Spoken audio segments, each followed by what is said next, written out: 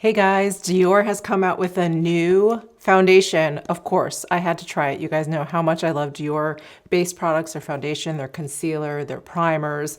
So this is their Forever Skin Glow. It is a flawless, radiant, skin true foundation, 24-hour makeup wear. I will never understand that. If you have to wear your makeup for 24 hours straight, I'm so sorry. No retouch, triple action care with sunscreen. There's hyaluronic acid in here, niacinamide, peptides, and the sunscreen is SPF 25. I mean, it's just got it all. I'm reading the back of the box. It is, let's see, chemical and mineral sunscreen, octisalate and titanium dioxide. And what else can I share with you? I think that's about it for now. I did get shade 1.5N. So what we're going to be doing today is applying this, checking it out. So I guess we'll do like a full face of Dior because I also picked up one of the new Quints. And I got, let's see, this shade is 563 Brown Brocart. This is limited edition. And I just kind of fell in love with this color palette. It's super basic. You guys know me. I just love an everyday eyeshadow palette. But there was also something that like told me that I would probably like it because it has this packaging, which is that hard plastic quilted packaging. And the last time they came out with a quint or a couple quints with this packaging, I got brown cashmere and absolutely fell in love with this quint. I did also pick up silk taupe, which is also absolutely gorgeous. Now, it having the same packaging as these two doesn't really mean anything, but I was like, there's a good chance, there's a good chance that I'm really gonna love these eyeshadows. And I generally have very, very good luck with Dior eyeshadows. So anyway, it's kind of a no-brainer, but the center shade of these quints usually is kind of like the eye-popping, like going from day to night kind of look eyeshadow, and it's at this taupe color. Anyway, when we get to this quint, I will do some swatches, and I'm really, really excited for that center shade. All right, let's start with this foundation. So I do have skincare down. I'm not gonna put any primer down or anything like that because I wanna see what this foundation is gonna look like all on its own. So I got shade 1.5N. Did I mention that? Yes, 1.5N. And the packaging is quite different. You know what I appreciate? How large the font is on the back of this bottle. I do almost feel like this was designed for the aging right here. Anyway, these letters are raised, so this is actually pretty cool packaging. Now, this is the older Skin Glow foundation, and I would say, okay, they're both, that's interesting. They are both 1 fluid ounce, but this bottle is smaller, so that's nice. Yes, this is the older one. I have 1.5N in both of these. In the bottle, they look pretty much the same, so that's good. And then, yeah, I also have the Forever Hydra Nude. Yeah, this one is definitely taking the place of this guy. This one had SPF 15 versus the new one, which has 25. Both are a mix of chemical and mineral sunscreen. I think there's more skincare in the new one because they listed out on the bottle the hyaluronic, the niacinamide, and the peptide, and they didn't on the old one. So that's my guess. It says concentrated floral skincare, but yeah, it doesn't kind of list out the actual ingredients. I'm excited to try this. Let's pump some of this out. Here we go.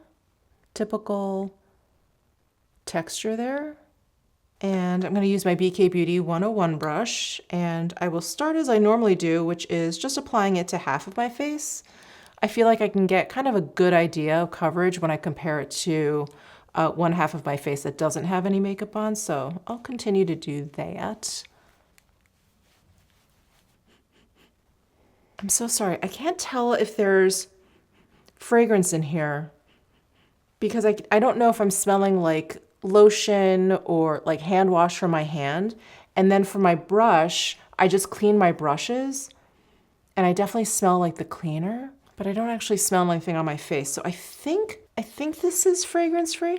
I know, I think there's a slight fragrance.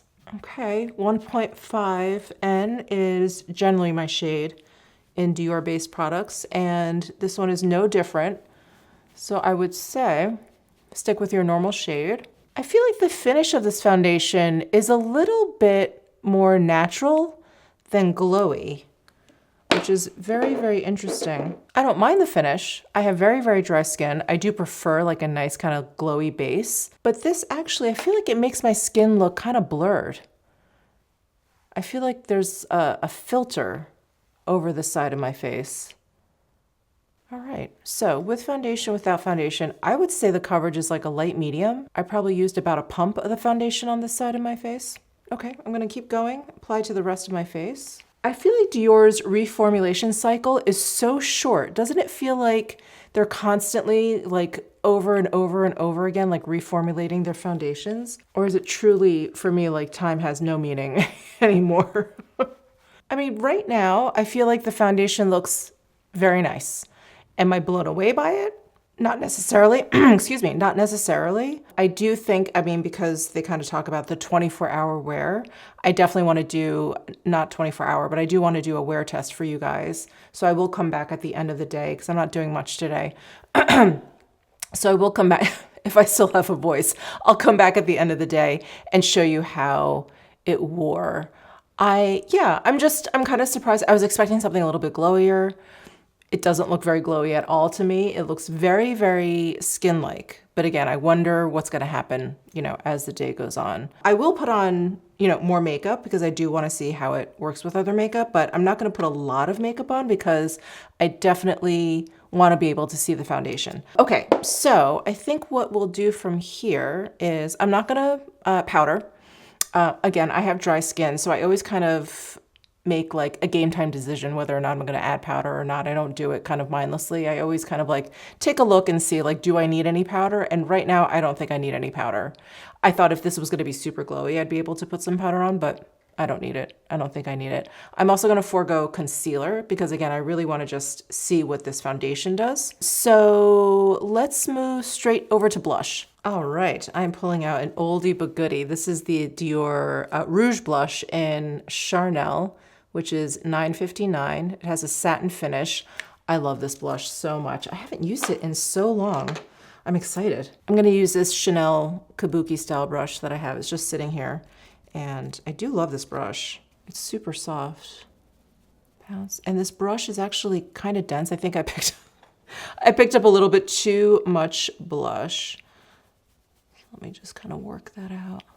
Charnel blush applied. Now let's just move straight over into brows. I'm not going to put highlighter on because I want to see if this foundation starts to get glowy on its own. I am going to use my Dior Show Brow Styler. This is in, yes, dark brown.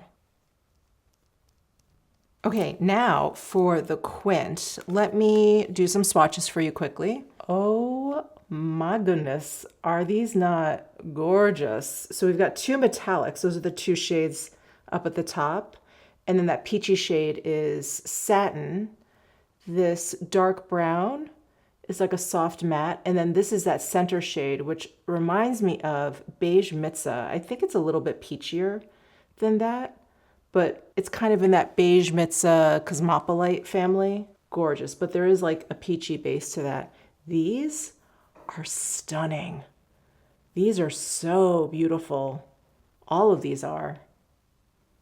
Oof. Oh, I'm so glad I picked this up. I'm actually going on the Dior site and just see if they have like a look with this eyeshadow quint, because I feel like the two metallic shades in that peach shade, they're all kind of light. So I wonder how, I don't know, how they would apply that. Let's see. So it looks like they took that brown shadow and did a really large wing and then kind of placed it all over the eye. The peachy shade looks like it's right in the center, and then the taupey metallic shades at the top, those look like they're kind of in that transition area.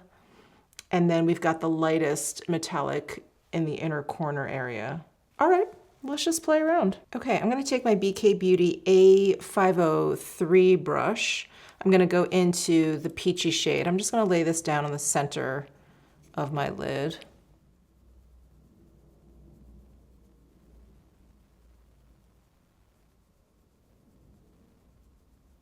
I'm just gonna wipe that brush off. I wanna use the same brush. I'm gonna go into this taupey metallic shade. I'm gonna use this in my transition area. I think that's where they have it. I actually don't see where they have this center shadow. I'll just have to put that on wherever I feel like. Okay. Okay, so metallic taupe. This is a really pretty kind of like ethereal light look. Okay, I'm gonna take a smaller blender brush. This is the A502. I'm gonna go into this shade over here, the lightest metallic shade, and just put that in the inner corner. And then I'm gonna take a flat shader, the Refer number 1 brush, and I'm gonna go into that center shade, and I'm really gonna focus that right, kind of like halo eye it, just right in the center of the peach. Pretty. Okay, now let me take a liner brush. I'm not gonna do a wing like quite that dramatic, but I'll do like a little baby one. I'm gonna use this Refer number 2 brush. It's a firmer flat shader brush, and go into that matte shade.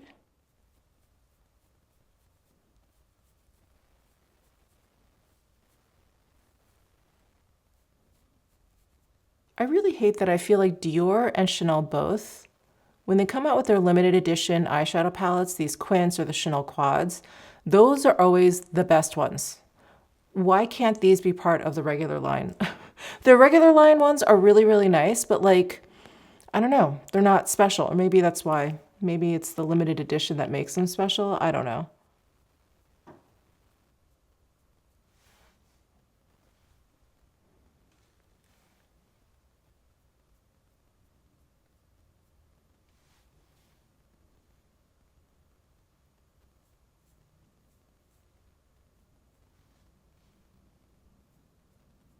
So I'm just referencing this Dior picture. It looks like she has a little bit of the peach on her lower lash line, like just a hint.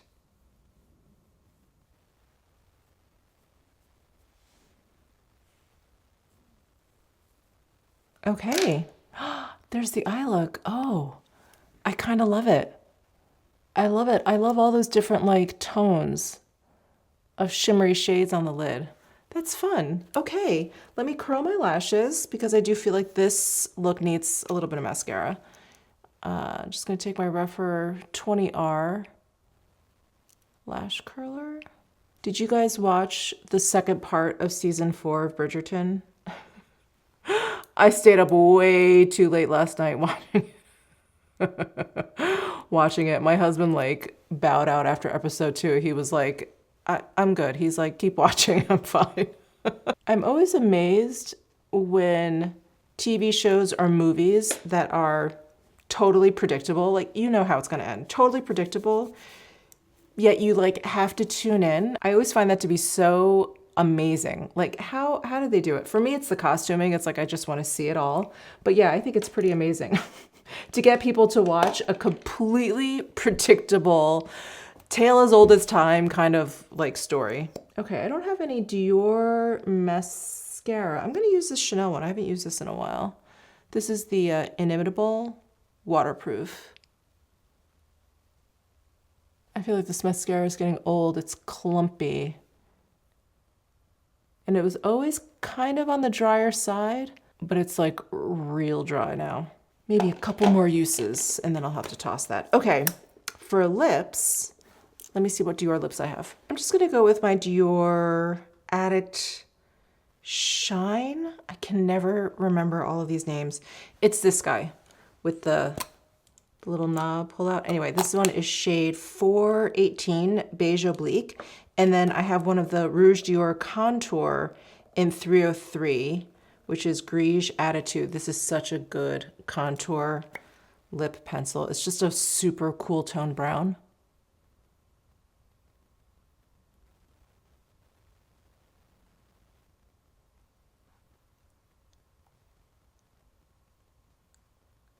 Okay.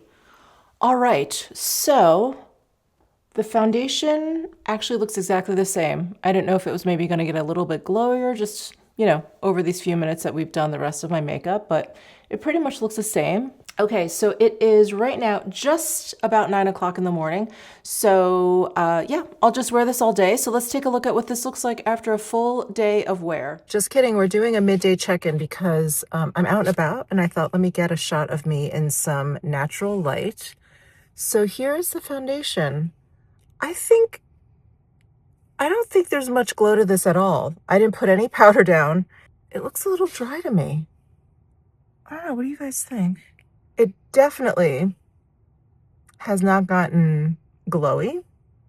So I would say this is a nice glow foundation for someone with like normal to oily skin.